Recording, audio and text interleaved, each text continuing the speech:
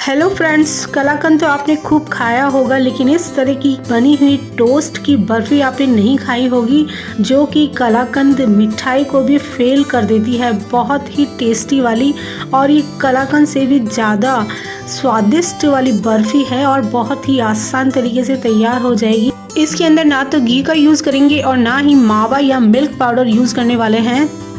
कलाकंद यानी milk cake का test तो आपको याद होगा ही, लेकिन अगर आपने इस तरह की ये टोस्ट की बनी अगर बर्फ़ी बना के खाई तो आपको ये ज़्यादा टेस्टी लगेगी। तो इस तरह से ले लेते हैं जो भी घर में रखे हुए टोस्ट या मार्केट से लाके इस तरह से टोस्ट आप ले लें और उसे इस तरह से चूरा कर लें। मैंने थैली में डाल के इस तरह से चूरा करके 1 कटोरी के करीब ले लिया है और लिया है आधी कटोरी के करीब शुगर और उसके साथ ले लेना है सिर्फ 1 गिलास के करीब दूध। बस इन 3 चीज़ों से बनाते हैं आज बहुत ही टेस्टी वाली टोस्ट वाली बर्फ़ी।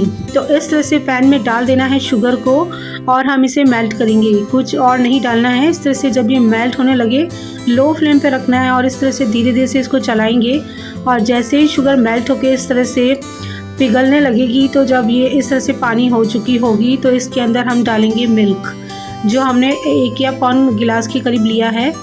तो इस तरह से इसके अंदर डाल देंगे, धीरे धीरे करके दूध डालेंगे और दूध को फिर मिलाना है। मिल्क डालने के बाद ये इस तरह से गाढ़ा होने लगेगा और ये चम्मच पे या इस पे चाटने लगेगा पलटे पे। तो इस तरह से हमें धीरे धीरे चलाते रहना है क्योंकि हमें शुगर और दूध को मिक्स करना होगा। तो इस तरह से दूध को डालते हुए हमें अच्छी तरह से मिला लेना है। कैरेमल बन चुका था शुगर का, तो इसे दूध के साथ मिक्स होने में थोड़ा सा टाइम लगेगा। तो इस तरह से हम इसे सारा इस तरह से चम्मच से छुड़ाते हुए मेल्ट कर लेंगे और बस 3 से 4 मिनट बाद ये अच्छी तरह से मेल्ट होकर इस तरह से गाढ़ा होने लगेगा।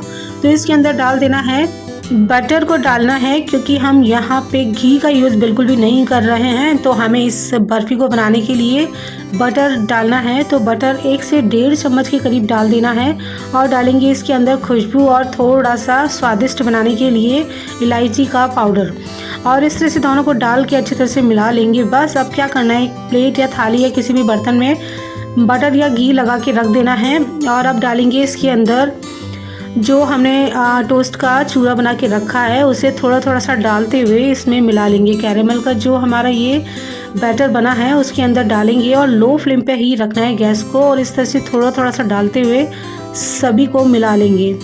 अभी तो ये बर्फ़ी बनना बाकी है, लेकिन इसकी खुशबू इतनी टेस्टी वाली चारों तरफ फैल चुकी है। तो इस तरह से जब ये गाढ़ा हो जाए तो हम सिर्फ 2 या 3 मिनट तक इसको चलाएंगे और अच्छी तरह से लो फ्लेम पे बस इसे मिला लेंगे और जब ये मिल जाए तो इस तरह से गाढ़ा हो जाएगा।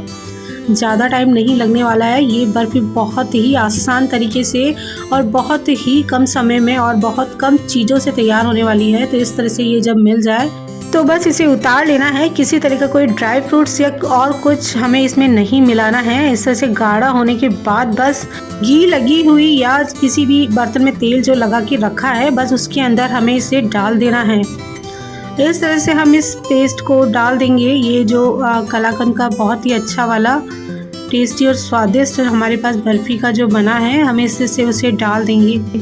इस तरह से सारे पेस्ट को निकाल के हम इसे बर्फ़ी के लिए जमाने के लिए रखेंगे। लेकिन ये इतना टेस्टी और स्वादिष्ट वाला बना है और इसकी खुशबू इतनी टेस्टी वाली फैल चुकी है कि आप इसे जमाना तो दूर, इसे जैसे ही बनाएंगे और कट करने के बाद इसे खाना स्टार्ट कर देंगे, क्योंकि ये इतना टेस्टी है कि आप इसे जमाएंगे तो और भी टेस्टी और ये बहुत थोड़ा सा कड़क वाला हो जाएगा, लेकिन ये जितना सॉफ्ट और ये बनते ही बहुत ही टेस्टी वाला।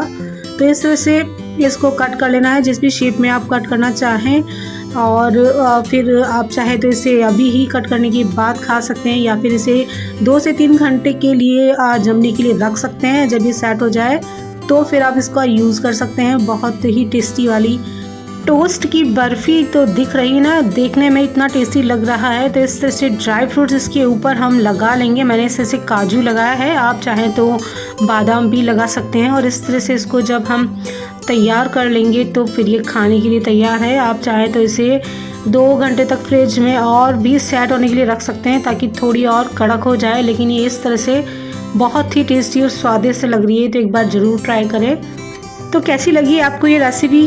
Thanks for watching.